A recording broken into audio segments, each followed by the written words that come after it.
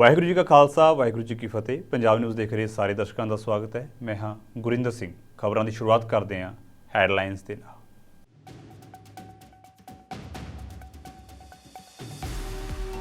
आल India Sikh student federation की जलंधर के विच मनाई गई 79वीं वरेगंढ। All India Sikh student federation नाल जुड़े वर्करां ने कई अहम मते कीते पास।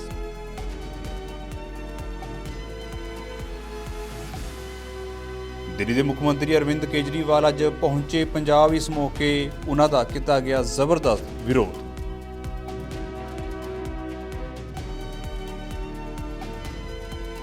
केजरीवाल की रैली दे रही अध्यापकों की तैनाती उत्ते विरोधी धिरां ने चुके सवाल। दस दिए कि पहलियां सरकारां दे वांग ही आम आदमी पार्टी ने भी अध्यापकों नूं वरतिया रैलियां दे लई।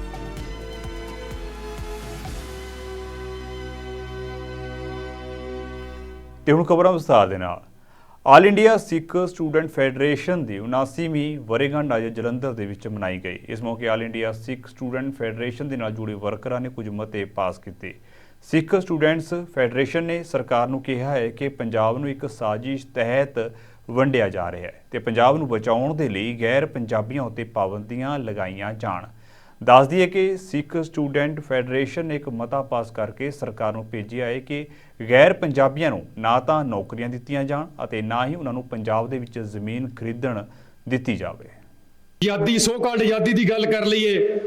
हुणे बुलारे साहिबान बोल के गए ने कि साडे ते 25-20 मड़िया गया। सानू जराइम पेशा कौम आज़ादी तो 1.5 महीने बाद सानू कह दिता गया दरिंदियां दी कौम है, दहशतगर्दां दी कौम है।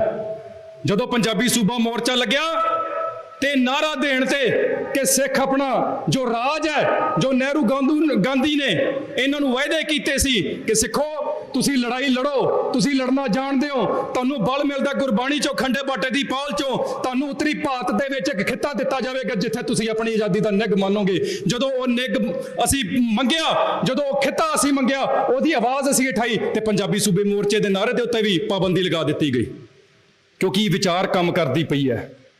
आपां अमर शहीद भाई साहब भाई अमरीक सिंह जी की हजे गल कर रहे सी, जिहड़ी इन्हां दी एक सब तो सुहिरद सोच, गुण तो बहुत ने, गागर च सागर समाउण वाली गल है, वो ये सी कि इन्हां नूं समय मुताबक रह के, समय नूं विचार के, जो सरकार दी नीतियां है उहनूं वेख के ते समय मुताबक संघर्ष करना आउंदा सी।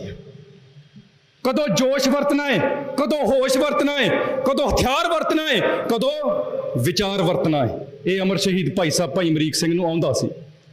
यही कारण है जदों स्कूलों के विच मुहिम उठी, जदों कॉलेजां दे विच मुहिम उठी, जदों ट्रेंड आ गए सिरां ते दस्तारे सजाउण दे, जदों ट्रेंड पैदा हो गया दाढ़ी केस रखण दा, ट्रेंड पैदा हो गया किरपाना पाउण दा ते जाप करन दा, ते उदों टाइम्स ऑफ इंडिया दे अखबार ने 82-83 दे विच जदों पूरे जोबन दे उत्ते धर्म युद्ध मोर्चा चल रहा सी तो उदों उहदे एडिटर ने धर्म युद्ध मोर्चे बारे लिखदे एक गल कही सी कि भाई Amrik Singh more dangerous than Sant Jarnail Singh पिंडरां वाला। वो क्यों कही सी? इस करके नहीं कि संतां दी शख्सियत नहीं, पर इस करके कि जिहड़ी कौम दी रीढ़ दी हड्डी नौजवान ने उन्हां नूं कॉलेजां दे विच सुहिरद करन दा काम आल इंडिया सिख स्टूडेंट्स फैडरेशन बखूबी निभा रही सी। यही कारण है कि अज भाई अमरीक सिंह दी सानू कोई भी वीडियो सुनन नूं नहीं जे मिलदी। यूट्यूब फरोल के वेख लिओ जे। एक कथा है जिहड़ी 2-3 भागां 4 दे विच वंड के ते पाई हुई है।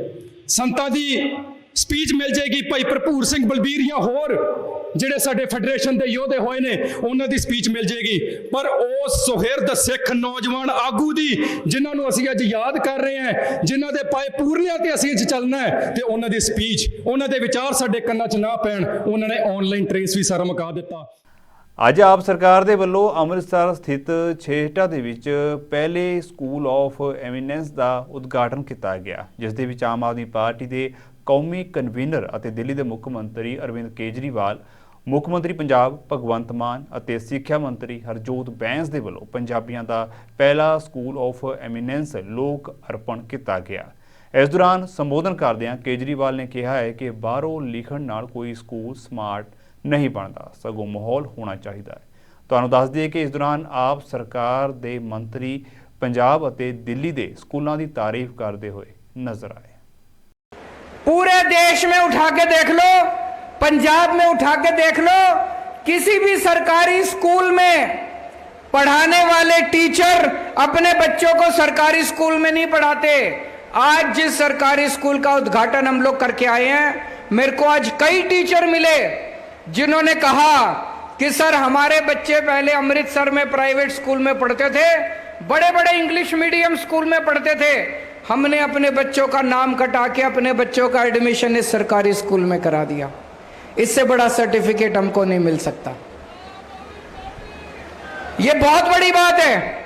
अगर टीचर अपने बच्चों को प्राइवेट स्कूल से नाम कटा के उसी सरकारी स्कूल में पढ़ाएंगे, जिस सरकारी स्कूल में वो टीचर पढ़ा रहा है, उससे अच्छी पढ़ाई कहीं नहीं हो सकती दोस्तों। जैसे अभी मान साहब ने बताया, एक बच्चा मिला, उसके माँ बाप तरन तारण में रहते थे। उस बच्चे ने कहा कि मेरे माँ बाप ने अमृतसर में किराए पे घर लिया कि अपने बच्चे को प्राइवेट स्कूल में पढ़ा सकें। बोले मेरे माँ बाप के पास किराए के पैसे नहीं थे, लेकिन अब जब से ये सरकारी स्कूल खुला है, मान साहब ने बस चालू कर दी। वो बस तरन तारण जाती है बच्चों को लेने के लिए। अब उनके माँ बाप को यहाँ पे अमृतसर में किराए पे घर लेने की जरूरत नहीं है। तरन तारण से उस लड़की को, उस बच्ची को बस लेने के लिए जाती है और वो बस में यहाँ पे। कभी सुना था आपने सरकारी स्कूलों में बसें लेने जाती हैं? बसें, स्कूल बस। ये तो बड़े बड़े प्राइवेट स्कूल में होता था कि स्कूल बस लेने जाती थी। आज जब मैं उस स्कूल के अंदर घुसा, पीले पीले रंग की बसें दिखाई दी, जैसे बड़े बड़े स्कूलों में दिखाई देती हैं। क्या शानदार बसें थी। तो अब इस स्कूल के 30 किलोमीटर के दायरे में, 30 किलोमीटर में जितने बच्चे उस स्कूल में आते हैं, उन सारे बच्चों को बसें लेने के लिए जाती है। अब गरीबों के बच्चों को इस वजह से अपने बच्चों को अनपढ़ नहीं रखना पड़ेगा कि उनके पास किराया देने के लिए नहीं है, उनके पास कोई अच्छा स्कूल नहीं है उनके घर के पास। बहुत खुशी हुई। एक बच्ची खड़ी हुई, उस बच्चे ने कहा मेरे पिताजी रिक्शा चलाते हैं। ਕਹਿਣੀ ਤੇ ਕਰਨੀ ਦੇ ਵਿੱਚ ਬੜਾ ਫਰਕ ਹੁੰਦਾ ਹੈ। ਇਨਕਲਾਬ ਦੀਆਂ ਗੱਲਾਂ ਕਰਨੀਆਂ ਸੌਖੀਆਂ ਨੇ, ਪਰ ਨਿਭਾਉਣੀਆਂ ਬਹੁਤ ਔਖੀਆਂ। ਇਹ ਗੱਲਾਂ ਕਰਨ ਵਾਲੇ ਅਰਵਿੰਦ ਕੇਜਰੀਵਾਲ ਨੇ ਵਿਧਾਨ ਸਭਾ ਚੋਣਾਂ ਤੋਂ ਪਹਿਲਾਂ ਕਦੇ 646 ਪੀਟੀਆਈ ਅਧਿਆਪਕ ਸੀਪੀ ਸ਼ਰਮਾ ਨੂੰ ਭੈਣ ਕਹਿ ਕੇ ਪੱਕੀ ਨੌਕਰੀ ਦਾ ਵਾਅਦਾ ਕੀਤਾ ਸੀ, ਜੋ ਅੱਜ ਤੱਕ ਪੂਰਾ ਨਹੀਂ ਹੋਇਆ। ਤੇ ਅੱਜ ਜਦੋਂ ਕੇਜਰੀਵਾਲ ਪੰਜਾਬ ਪਹੁੰਚੇ ਤਾਂ ਸਭ ਤੋਂ ਪਹਿਲਾਂ ਉਸੇ ਅਧਿਆਪਕ ਜਿਸ ਨੂੰ ਕੇਜਰੀਵਾਲ ਨੇ ਆਪਣੀ ਭੈਣ ਬਣਾਇਆ ਸੀ, ਉਸ ਨੂੰ ਨਜ਼ਰਬੰਦ ਕੀਤਾ ਗਿਆ। ਇਸ ਤੋਂ ਬਾਅਦ ਕੇਜਰੀਵਾਲ ਦੀ ਇਸ ਭੈਣ ਨੇ ਆਪ ਸਰਕਾਰ ਨੂੰ ਕਿਵੇਂ ਲਾਹਨਤਾਂ ਪਾਈਆਂ, ਤੁਸੀਂ ਵੀ ਸੁਣੋ। ਮੈਂ ਸਿੱਪੀ ਸ਼ਰਮਾ 646 ਬੇਰੁਜ਼ਗਾਰ ਪੀਟੀਆਈ। ਮੈਂ ਅੱਜ ਪੰਜਾਬ ਦੇ ਹਰ ਇੱਕ ਨੌਜਵਾਨ ਵਰਗ ਨੂੰ ਤੇ ਪੰਜਾਬ ਵਾਸੀਆਂ ਨੂੰ ਦੱਸਣਾ ਚਾਹੁੰਦੀ ਹਾਂ ਕਿ ਮੈਂ ਉਹ ਸਿੱਪੀ ਸ਼ਰਮਾ ਜਦੋਂ ਵੋਟਾਂ ਤੋਂ ਪਹਿਲਾਂ ਕੇਜਰੀਵਾਲ ਜੀ ਨੇ ਵਾਅਦਾ ਕੀਤਾ ਸੀ, ਆਪਣੀ ਭੈਣ ਬੋਲਿਆ ਸੀ ਕਿ ਸਾਡੀ ਸਰਕਾਰ ਆਉਣ ਤੇ ਸਭ ਤੋਂ ਪਹਿਲਾਂ ਅਸੀਂ ਤੁਹਾਡੀ ਭਰਤੀ ਕਰਾਂਗੇ। ਦੇਖੋ ਭਰਤੀ ਤਾਂ ਉਹਨਾਂ ਨੇ ਕੀ ਕਰਨਾ ਸੀ, ਸਾਡੀ ਪੋਸਟਾਂ ਨੂੰ ਹੀ ਅਬੋਲਿਸ਼ ਕਰ ਦਿੱਤਾ ਇਹਨਾਂ ਨੇ। ਤੇ ਅੱਜ ਦੇਖੋ ਕੀ ਗੁਨਾਹ ਸੀ। ਕੇਜਰੀਵਾਲ ਜੀ ਨੇ ਪੰਜਾਬ 'ਚ ਵੜਨ ਤੋਂ ਪਹਿਲਾਂ ਸੀਐਮ ਭਗਵੰਤ ਮਾਨ ਜੀ ਤੇ ਕੇਜਰੀਵਾਲ ਜੀ ਨੇ ਮੈਨੂੰ ਸਵੇਰ 4 ਵਜੇ ਹੀ ਮੇਰੇ ਘਰੋਂ ਚੱਕ ਲਿਆ।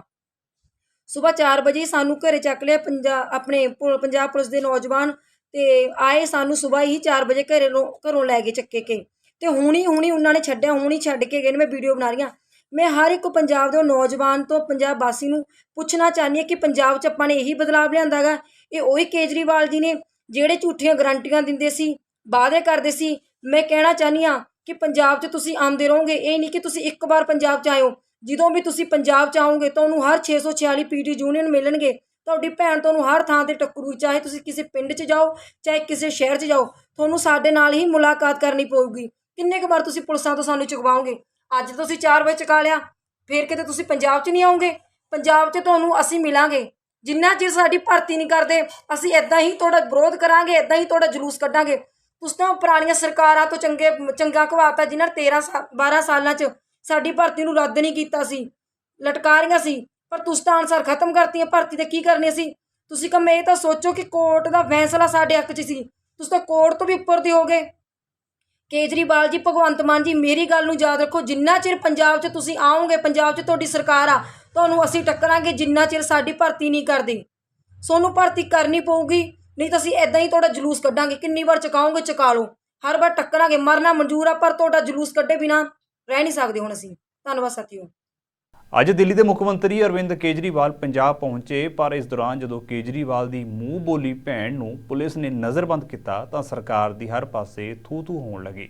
ਇਸ ਮਾਮਲੇ ਉੱਤੇ ਅਕਾਲੀ ਆਗੂ ਬਿਕਰਮ ਮਜੀਠੀਆ ਨੇ ਵੀ ਸਰਕਾਰ ਨੂੰ ਘੇਰਿਆ। ਉਹਨਾਂ ਕਿਹਾ ਹੈ ਕਿ ਜਿਸ ਸੀਪੀ ਸ਼ਰਮਾ ਨੂੰ ਸਰਕਾਰ ਬਣਨ ਤੋਂ ਪਹਿਲਾਂ ਕੇਜਰੀਵਾਲ ਨੇ ਆਪਣੀ ਭੈਣ ਬਣਾਇਆ ਸੀ, ਅੱਜ ਉਸ ਤੋਂ ਡਰਦਿਆਂ ਉਸ ਲੜਕੀ ਨੂੰ ਕੈਦ ਕਰ ਦਿੱਤਾ ਗਿਆ ਤਾਂ ਕਿ ਉਹ ਕੇਜਰੀਵਾਲ ਦੇ ਦੋਗਲੇਪਣ ਨੂੰ ਜਗ ਜ਼ਾਹਿਰ ਨਾ ਕਰ ਦੇਵੇ। ਭੈਣ ਸੀਪੀ ਸ਼ਰਮਾ ਨੂੰ ਜ਼ਰੂਰ ਮਿਲੂ। ਯਾਦ ਕਰਾ ਦਿਆਂ, ਸੀਪੀ ਸ਼ਰਮਾ ਉਹੀ ਹੈ ਜਿਹਨੂੰ 2021 ਚ ਲਗਭਗ ਨਵੰਬਰ ਦੇ ਮਹੀਨੇ ਤੁਸੀਂ ਆ ਕੇ ਟੈਂਕੀ ਤੋਂ ਉਤਾਰਿਆ ਸੀ ਔਰ ਇਹ ਕਿਹਾ ਸੀਗਾ ਕਿ ਅਸੀਂ ਤਾਂ ਆਪਦੇ ਟੀਚਰਾਂ ਨੂੰ ਗੁਰੂ ਦਾ ਰੂਪ ਮੰਨਦੇ ਹਾਂ ਤੇ ਇਹਨਾਂ ਨੂੰ ਅਸੀਂ ਸਵੀਡਨ, ਇੰਗਲੈਂਡ ਭੇਜਦੇ ਹਾਂ, ਮਗਰ ਨਿਊਜ਼ੀਲੈਂਡ ਭੇਜਦੇ ਹਾਂ, ਮਗਰ ਅਫਸੋਸ ਹੈ ਕਿ ਹੁਣ ਦੀਆਂ ਪੰਜਾਬ ਦੀਆਂ ਸਰਕਾਰਾਂ ਇਹਨਾਂ ਨੂੰ ਟੈਂਕੀਆਂ ਤੇ ਚਲਾ ਰਹੀਆਂ। ਟੈਂਕੀ ਤੋਂ ਉਤਰ ਗਈ ਇਸ ਵਿਸ਼ਵਾਸ ਤੇ ਕਿ 646 ਪੀਟੀਆਈ ਟੀਚਰਾਂ ਨੂੰ ਤੁਸੀਂ ਪੱਕੇ ਕਰੋਗੇ। ਪੌਣੇ 2 ਸਾਲ ਬੀਤਣ ਤੋਂ ਬਾਅਦ ਵੀ ਪੱਕੇ ਤਾਂ ਕੀ ਕਰਨਾ ਸੀ, ਤੁਹਾਨੂੰ ਮਿਲਣਾ ਚਾਹੁੰਦੇ ਸੀ। ਆਹ ਫੋਟੋ ਉਹ ਸ਼ੇਅਰ ਕਰ ਰਹੀ ਹੈ ਕਿ ਕਿਵੇਂ ਅੱਜ ਤੁਸੀਂ ਪੰਜਾਬ ਸ੍ਰੀ ਅੰਮ੍ਰਿਤਸਰ ਸਾਹਿਬ ਆ ਰਹੇ ਹੋ, ਤੁਹਾਨੂੰ ਮਿਲਣਾ ਚਾਹੁੰਦੀ ਸੀ ਤੁਹਾਡੀ ਭੈਣ ਤੇ ਤੁਸੀਂ ਭੈਣ ਨੂੰ ਹਾਊਸ ਅਰੈਸਟ ਕਰ ਲਿਆ ਕਿ ਉਹ ਤੁਹਾਨੂੰ ਕੀ ਮਿਲ ਸਕੇ, ਉਹ ਕਿਸੇ ਨੂੰ ਨਾ ਮਿਲ ਸਕੇ। ਔਰ ਇਹ ਇਕੱਲੀ ਤਸਵੀਰ ਇਹਦੀ ਨਹੀਂ, ਸੰਦੀਪ ਜਿਹੜਾ 646 ਪੀਟੀਆਈ ਦਾ ਪ੍ਰਧਾਨ ਹੈ ਜਾਂ ਹੋਰ ਪੀਟੀਆਈ ਦੇ ਜਿਹੜੇ ਜਥੇਬੰਦਕ ਲੋਕ ਨੇ ਜਿਨ੍ਹਾਂ ਨਾਲ ਤੁਸੀਂ ਧੋਖਾ ਤੇ ਧੱਕਾ ਕੀਤਾ, ਤੁਹਾਨੂੰ ਮਿਲਣਾ ਚਾਹੁੰਦੇ ਸੀ, ਅੱਜ ਸਾਰੇ ਨਜ਼ਰਬੰਦ ਕੀਤੇ ਹੋ। ਕੁਝ ਲਾਈਨਮੈਨ ਜਿਨ੍ਹਾਂ ਨਾਲ ਤੁਸੀਂ ਫਰਾਡ ਕੀਤਾ ਉਹ ਤੁਹਾਨੂੰ ਮਿਲਣਾ ਚਾਹੁੰਦੇ ਸੀ, ਪੁਲਿਸ ਨੇ ਉਹਨਾਂ ਨੂੰ ਨਜ਼ਰਬੰਦ ਕੀਤਾ। ਧੋਖੇ ਨਾਲ ਜਿਨ੍ਹਾਂ ਨੂੰ ਅਪਾਇੰਟਮੈਂਟ ਲੈਟਰਾਂ ਦਿੱਤੀਆਂ ਗਈਆਂ ਸੀ, ਜਿਨ੍ਹਾਂ ਨੂੰ ਭੱਤਾ ਕੋਈ ਨਹੀਂ ਮਿਲ ਰਿਹਾ, ਉਹ ਟੀਚਰ ਸਾਹਿਬਾਨ ਤੁਹਾਨੂੰ ਮਿਲਣਾ ਚਾਹੁੰਦੇ ਸੀ, ਉਹਨਾਂ ਨੂੰ ਨਜ਼ਰਬੰਦ ਕੀਤਾ। ਕੀ ਇਹ ਲੋਕਤੰਤਰ ਹੈ? ਕੀ ਇਹ ਤੁਹਾਡਾ ਬਦਲਾਅ ਹੈ? ਸੋ ਮੈਂ ਆਸ ਕਰੂੰਗਾ, ਉਮੀਦ ਕਰੂੰਗਾ ਕਿ ਆਪ ਦੇ ਵਾਅਦੇ ਤੇ ਪੂਰਾ ਉਤਰੋਗੇ। ਕੇਵਲ ਤੇ ਕੇਵਲ ਲੋਕਾਂ ਨੂੰ ਝੂਠ ਬੋਲ ਕੇ 420 ਫਰਾਡ ਕਰਕੇ ਲੋਕਾਂ ਨਾਲ ਲੋਕਾਂ ਦੀ ਜ਼ਿੰਦਗੀ ਨਾਲ ਜਾਂ ਉਹਨਾਂ ਦੀਆਂ ਭਾਵਨਾ ਨਾਲ ਖਿਲਵਾੜ ਨਹੀਂ ਕਰੋਗੇ। I hope Aam Aadmi party ਅਤੇ ਪੰਜਾਬ ਦੀਆਂ ਪੁਰਾਣੀਆਂ ਪਾਰਟੀਆਂ ਵਿੱਚ ਕੋਈ ਫਰਕ ਨਜ਼ਰ ਨਹੀਂ ਆ ਰਿਹਾ। ਜਿਸ ਤਰ੍ਹਾਂ ਅਕਾਲੀ ਅਤੇ ਕਾਂਗਰਸੀ ਆਪਣੀਆਂ ਰੈਲੀਆਂ ਦੇ ਵਿੱਚ ਇਕੱਠ ਵਿਖਾਉਣ ਦੇ ਲਈ ਸਰਕਾਰੀ ਮਾਸਟਰਾਂ ਨੂੰ ਵਰਤਦੇ ਸਨ, ਆਮ ਆਦਮੀ ਪਾਰਟੀ ਵੀ ਉਸੇ ਤਰ੍ਹਾਂ ਕਰਦੀ ਨਜ਼ਰ ਆ ਰਹੀ ਹੈ। ਸਰਕਾਰੀ ਬੱਸਾਂ ਨੂੰ ਵਰਤਿਆ ਜਾ ਰਿਹਾ ਹੈ। ਇਸ ਮਾਮਲੇ ਉੱਤੇ ਹਲਕਾ ਭੁਲੱਥ ਤੋਂ ਕਾਂਗਰਸੀ ਵਿਧਾਇਕ ਸੁਖਪਾਲ ਖਹਿਰਾ ਨੇ ਕਿਵੇਂ ਭਗਵੰਤ ਮਾਨ ਨੂੰ ਲਾਹਨਤਾਂ ਪਾਈਆਂ, ਤੁਸੀਂ ਵੀ ਸੁਣੋ। ਦੋਸਤੋ, ਭਗਵੰਤ ਸਿੰਘ ਮਾਨ ਨੇ ਆਪਣਾ ਇੱਕ ਹੋਰ ਵਾਅਦਾ ਅੱਜ ਰੱਜ ਕੇ ਤੋੜਿਆ ਵਾ। ਤੁਹਾਨੂੰ ਯਾਦ ਹੋਊਗਾ ਜਦੋਂ ਆਪੋਜੀਸ਼ਨ ਸੀਗਾ ਤੇ ਉਹ ਕਹਿ ਰਿਹਾ ਕਿ ਅਕਸਰ ਕਹਿੰਦਾ ਸੀਗਾ ਕਿ ਦੇਖੋ ਜੀ, ਸਰਕਾਰਾਂ ਅਧਿਆਪਕਾਂ ਤੋਂ ਨਜਾਇਜ਼ ਕੰਮ ਲੈਂਦੇ ਨੇ। ਜਿਹੜਾ ਕੰਮ ਅਸਲ ਉਹਨਾਂ ਦਾ ਹੈ ਬੱਚਿਆਂ ਨੂੰ ਪੜ੍ਹਾਉਣਾ, ਉਸ ਤੋਂ ਇਲਾਵਾ ਕਦੀ ਵੋਟਾਂ ਤੇ ਲਾ ਦਿੰਦੇ ਨੇ, ਕਦੀ ਸੈਂਸਸ ਤੇ ਯਾਨੀ ਕਿ ਆਬਾਦੀ ਨੂੰ ਗਿਣਨ ਤੇ ਲਾ ਦਿੰਦੇ ਨੇ, ਕਦੀ ਉਹਨਾਂ ਨੂੰ ਕਿਤੇ ਭੇਜ ਦਿੰਦੇ ਨੇ, ਕਦੀ ਉਹਨਾਂ ਨੂੰ ਰੈਲੀਆਂ 'ਚ ਲੈ ਕੇ ਜਾਂਦੇ ਨੇ ਜੀ। ਤੇ ਅੱਜ ਜਿਹੜਾ ਕੋਈ ਇਕੱਠ ਹੋ ਰਿਹਾ ਇਹਨਾਂ ਦਾ ਅੰਮ੍ਰਿਤਸਰ 'ਚ, ਕੇਜਰੀਵਾਲ ਨੇ ਉੱਥੇ ਆਉਣਾ ਸੀਗਾ, ਉਸ ਇਕੱਠ ਨੂੰ ਕਾਮਯਾਬ ਕਰਨ ਵਾਸਤੇ ਸਾਰੇ ਪੰਜਾਬ ਦੇ ਟੀਚਰਸ ਦੀ ਡਿਊਟੀ ਲੱਗੀ ਹੋਈ ਆ। ਮੇਰੇ ਕੋਲ ਖਬਰਾਂ ਤੁਸੀਂ ਸਾਰਿਆਂ ਨੇ ਪੜ੍ਹ ਲਈਆਂ ਤਕਰੀਬਨ, ਬੜਾ ਪ੍ਰੋਮੀਨੈਂਟਲੀ ਉਹਨਾਂ ਨੇ ਲਿਖਿਆ ਵਾ ਕਿ ਸਾਰੇ ਪੰਜਾਬ ਦੇ ਟੀਚਰਸ ਦੀ ਡਿਊਟੀ ਲਾਈ ਆ। ਹਰ ਜ਼ਿਲ੍ਹੇ ਦੇ ਵਿੱਚ ਹਰ ਟੀਚਰਸ ਨੋਮੀਨੇਟ ਕੀਤੇ ਨੇ ਕਿ ਤੁਸੀਂ ਪਿੰਡਾਂ 'ਚੋਂ ਜਾ ਕੇ ਬੋਕਰ ਵਾਲਿਆਂ ਨੂੰ ਬੱਸਾਂ 'ਚ ਬਿਠਾ ਕੇ ਤੇ ਅੰਮ੍ਰਿਤਸਰ ਸਾਡੇ ਇਕੱਠ ਵਿੱਚ ਲੈ ਕੇ ਆਉਣਾ। ਕੀ ਇਹ ਟੀਚਰਸ ਦਾ ਕੰਮ ਹੈ, ਅਧਿਆਪਕਾਂ ਦਾ ਕੰਮ ਹੈ? ਪਹਿਲਾ ਵਾਅਦਾ ਇਹ ਤੋੜਿਆ ਤੇ ਨਾਲ ਹੀ ਲਗਭਗ 734 ਬੱਸਾਂ ਇੰਪਲੋਏ ਕੀਤੀਆਂ ਨੇ। ਇੱਕ ਡੀਸੀਆਂ ਨੂੰ ਹੁਕਮ ਗਏ ਨੇ ਪੰਜਾਬ ਸਰਕਾਰ ਦੇ ਸਾਰੇ ਡੀਸੀਆਂ ਨੂੰ ਕਿ ਆਪਣੇ ਆਪਣੇ ਜ਼ਿਲ੍ਹੇ ਦੇ ਵਿੱਚ ਹਰ ਵਿਧਾਨ ਸਭਾ ਦੇ ਵਿੱਚ ਬੱਸਾਂ ਅਰੇਂਜ ਕਰੋ, ਭਾਵਾਂ ਕਰੋ ਪੀਆਰਟੀਸੀ ਦੀਆਂ ਬੱਸਾਂ ਤੇ ਭਾਵਾਂ ਖੋਵੋ ਪ੍ਰਾਈਵੇਟ ਆਪਰੇਟਰਸ ਦੀਆਂ ਬੱਸਾਂ। 734 ਬੱਸਾਂ ਅੱਜ ਸਰਕਾਰ ਨੇ ਅੰਮ੍ਰਿਤਸਰ ਦੇ ਇਕੱਠ ਵਾਸਤੇ ਉਹਦਾ ਇਸਤੇਮਾਲ ਕੀਤਾ ਵਾ।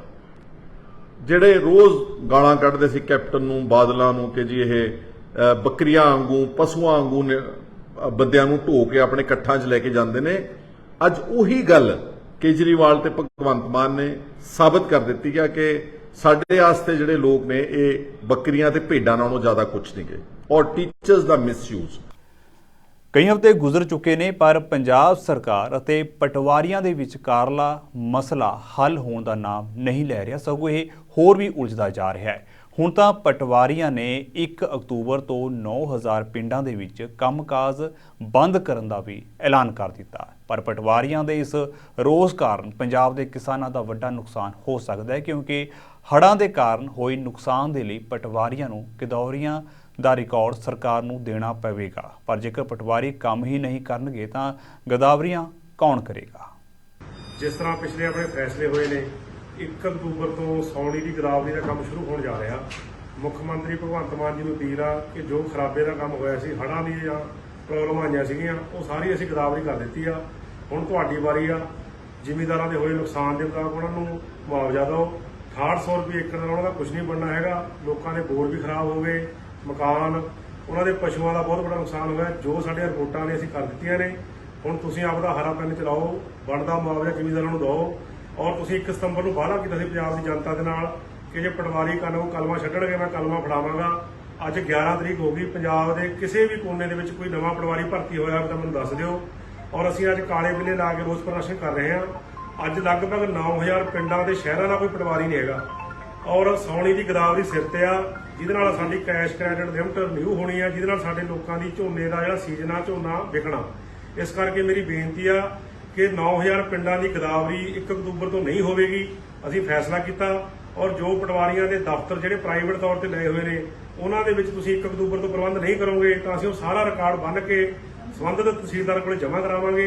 ਇੰਨੀਆਂ ਕੁ ਬੇਨਤੀ ਕਰਦਾ ਹੋਇਆ ਤੁਹਾਨੂੰ ਜੋ ਅੱਜ ਤੁਸੀਂ ਡੀਸੀ ਦਫ਼ਤਰ ਕਰਮਚਾਰੀ ਯੂਨੀਅਨ ਦੀ ਮੀਟਿੰਗ ਬੁਲਾਈ ਆ, ਉਹਦੇ ਵਾਸਤੇ ਮੈਂ ਵਧਾਈ ਦਿੰਦਾ। ਪਰ ਪਟਵਾਰ ਯੂਨੀਅਨ ਦੇ ਕਨਵੋਕੇਸ਼ਨ ਤੁਹਾਨੂੰ ਬਾਰ-ਬਾਰ ਮੰਗ ਕਰ ਰਹੀ ਹੈ ਕਿ ਸਾਡੇ ਨਾਲ ਗੱਲ ਕਰੋ, ਡਿਬੇਟ ਕਰੋ। ਤੁਸੀਂ ਸਾਡੇ ਤੋਂ ਕਿਉਂ ਭੱਜ ਰਹੇ ਹੋ? ਇਹ ਵੀ ਅੱਜ ਸਾਡੇ ਸਵਾਲ ਨੇ।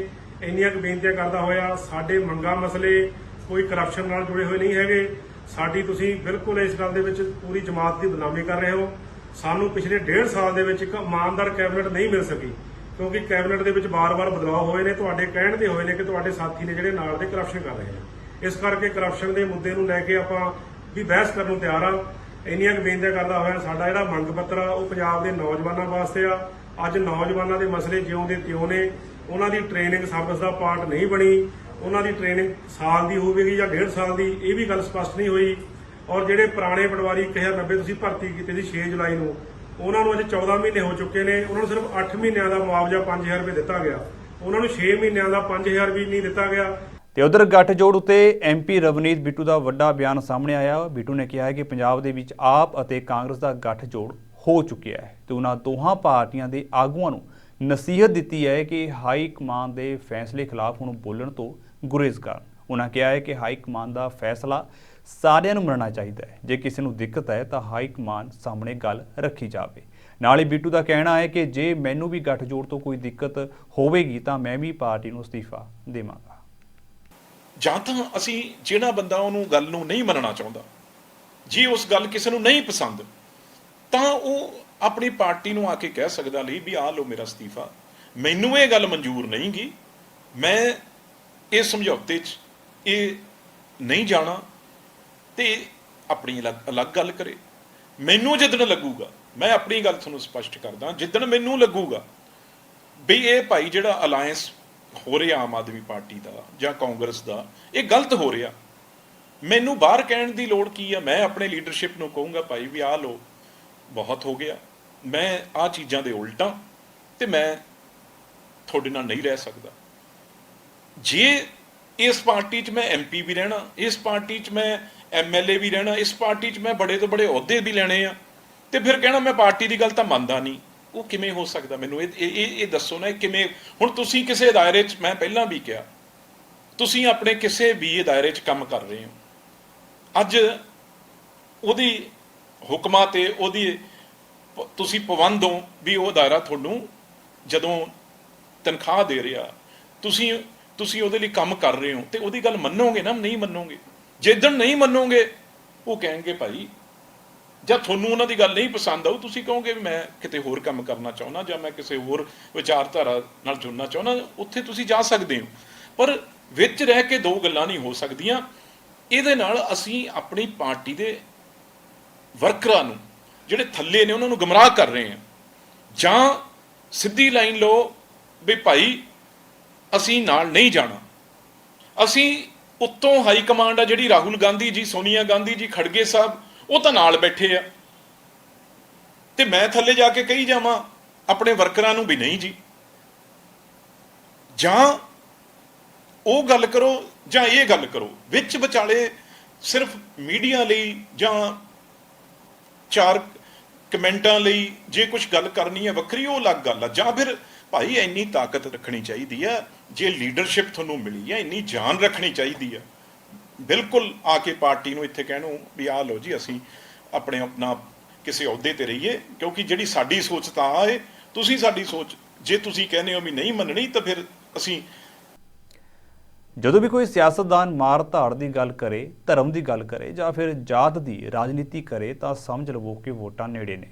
ਗੱਲ ਕਰਦੇ ਹਾਂ ਕੇਂਦਰੀ ਮੰਤਰੀ ਗਜੇਂਦਰ ਸ਼ੇਖਾਵਤ ਦੀ, ਜਿਨ੍ਹਾਂ ਨੇ ਰਾਜਸਥਾਨ ਦੇ ਵਿੱਚ ਉਸ ਸਮੇਂ ਹੱਦ ਕਰ ਦਿੱਤੀ ਜਦੋਂ ਉਹਨਾਂ ਨੇ ਕਿਹਾ ਹੈ ਕਿ ਜੋ ਵੀ ਸਨਾਤਨ ਧਰਮ ਬਾਰੇ ਗੱਲ ਕਰੇਗਾ, ਉਸ ਨੂੰ ਮਾੜਾ ਬੋਲੇਗਾ ਤਾਂ ਉਸ ਦੀ ਜ਼ਬਾਨ ਕੱਟ ਦਿਆਂਗੇ ਅਤੇ ਜੇ ਕੋਈ ਅੱਖਾਂ ਵਿਖਾਵੇਗਾ ਤਾਂ ਉਸ ਦੀਆਂ ਅੱਖਾਂ ਕੱਟ ਦਿੱਤੀਆਂ जाएंगी। जो सनातन की तरफ आंख खुदा करके देखेगा, वो उठने वाली हर एक आंख को हम उंगली डाल करके आपको बाहर निकाल देंगे। हम चुनौती देते हैं कि सनातन के विरुद्ध बात करने वाला कोई भी व्यक्ति इस देश में जो है अपनी राजनीतिक ताकत और हैसियत बना करके नहीं रख पाएगा। इस देश में कितने आक्रांता है, भारत के वैभव को लूटने के लिए, भारत की संपदा को लूटने के लिए, भारत की संस्कृति को कमजोर करने के लिए, भारत की सभ्यता को और सनातन धर्म को पतलित करने के लिए कितने आक्रांता देश में आए। शक आए, हूण आए, कुषाण आए, बाद में उनके बाद में जो है यवन आए, पठान आए, गौरी आए, गजनी आए, मुगल आए और उसके बाद में गुलाम आए और कासिम आए और उन सब के बाद में डच आए, फ्रांसीसी आए, पुर्तगाली आए और उसके बाद में अंग्रेज आए। 2000 साल तक हम पर आक्रमण हुआ इस सनातन को मिटाने के लिए। औरंगजेब और अलाउद्दीन खिलजी जैसे कई लोगों ने प्रयास किया, लेकिन आपके और मेरे पूर्वज सक्षम थे। उन्होंने अपनी पुरुषार्थ पर, अपनी भुजाओं की ताकत पर इस भारत की सभ्यता और संस्कृति को बचा करके रखा।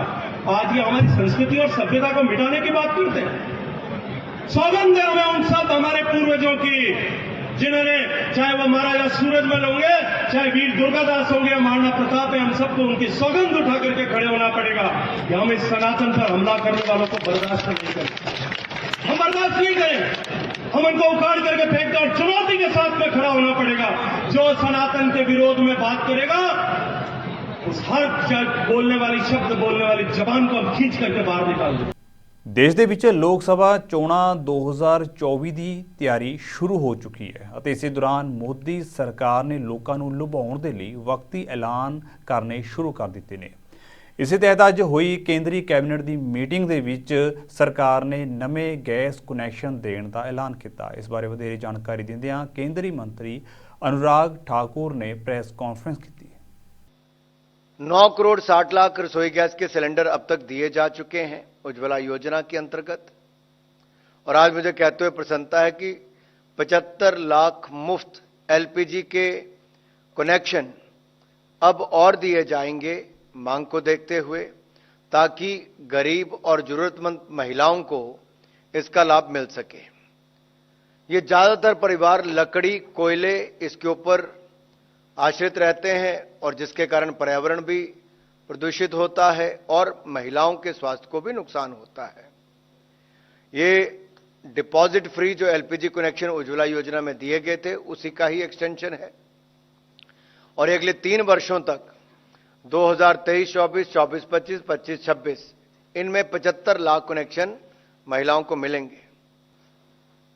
प्रोजेक्ट फेज 3 को आज मंजूरी मिली है और ई कोर्स मिशन मोड प्रोजेक्ट के फेज 3 को लगभग 7,210 करोड़ रुपए की लागत से पूरा किया जाएगा। इन ई कोर्स का उद्देश्य ऑनलाइन और पेपरलेस कोर्ट्स की स्थापना करना है, जिससे न्यायिक व्यवस्था को नागरिकों के लिए सुलभ, किफायती, विश्वसनीय और पारदर्शी बनाया जा सके। अब पेपरलेस कोर्ट्स की स्थापना के लिए ई फाइलिंग, ई पेमेंट की व्यवस्था को यूनिवर्सल किया जाएगा। लेगेसी रिकॉर्ड जो है उसकी डिजिटाइजेशन की जाएगी। जो केस रिकॉर्ड्स हैं, सॉफ्टवेयर एप्लीकेशंस हैं, इलेक्ट्रॉनिक एविडेंस है, लाइव स्ट्रीमिंग डेटा है, इस डेटा के स्टोरेज के लिए क्लाउड स्टोरेज की व्यवस्था की जाएगी और सभी कोर्ट कॉम्प्लेक्स में 4400 ई सेवा केंद्र की स्थापना की जाएगी। तो फिलहाल ਦੇ ਲਈ ਪੰਜਾਬ ਨਿਊਜ਼ ਦੇ ਵਿੱਚ ਇੰਨਾ ਹੀ। ਤੇ ਹੁਣ ਮੈਨੂੰ ਇਜਾਜ਼ਤ ਦਿਓ। ਵਾਹਿਗੁਰੂ ਜੀ ਕਾ ਖਾਲਸਾ, ਵਾਹਿਗੁਰੂ ਜੀ ਕੀ ਫਤਿਹ।